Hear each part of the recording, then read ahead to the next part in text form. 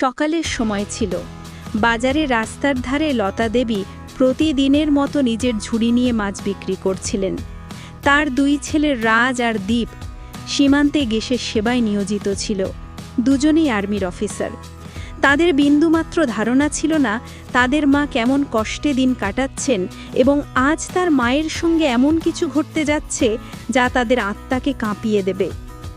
লতা দেবী চুপচাপ মাছ বিক্রির কাজে ব্যস্ত ছিলেন। ঠিক তখনই এক ইন্সপেক্টর নাম গণেশ মোটরসাইকেলে করে এলো।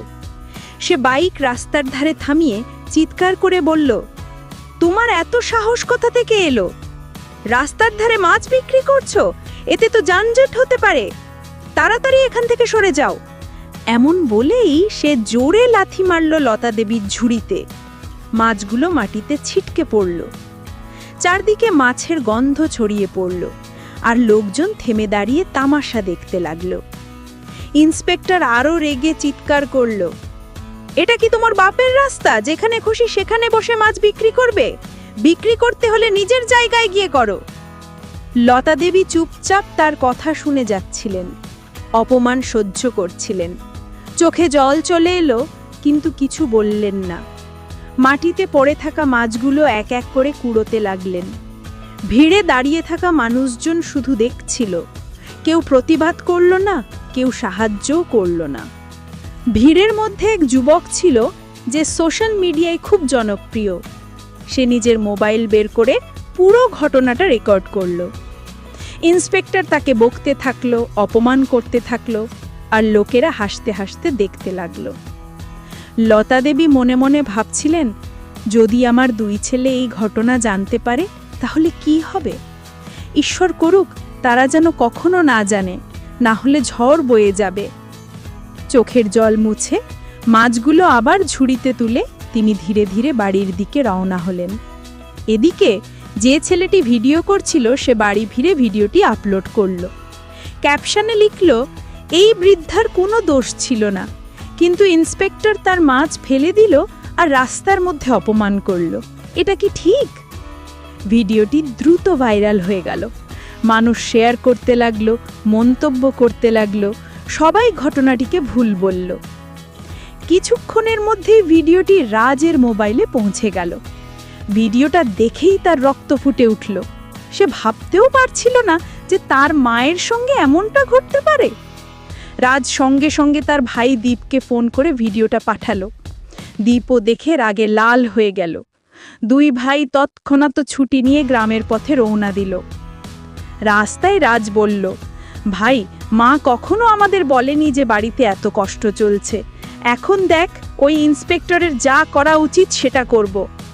দীপ বলল, হ্যাঁ, কিন্তু আইনের পথে। আমরা আর্মির অফিসার, প্রতিশোধ নয়, ন্যায় নেব। পরের দিন দুই ভাই গ্রামে পৌঁছালো।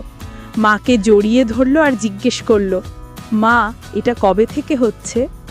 লতা দেবী কাঁদতে কাঁদতে বললেন, বাবা, আমি চাইনি তোমরা জানো। রাজ বলল, মা, এখন আর চুপ করে থাকা যাবে না। দুই ভাই গেল ডিএম অফিসে। সেখানে ডিএম পায়েল পাটেল, বয়স 40, ছোট কালো চুল, খাকি শাড়ি পরা এক দৃঢ় চেতা নারী। পায়েল ভিডিও দেখে বললেন, এটা গুরুতর বিষয়, তদন্ত হবে। রাজ আর দীপ বলল, ম্যাডাম, ওই ইন্সপেক্টরের নাম গণেশ কুমার আর এসএইচও সঞ্জীব সিং কোনো সাহায্য করেনি। পায়েল বললেন, আমি এখনই সাসপেনশনের আদেশ দিচ্ছি। ডিএম পায়েল পাটেল সঙ্গে সঙ্গে রিপোর্ট তৈরি করে থানায় পাঠালেন।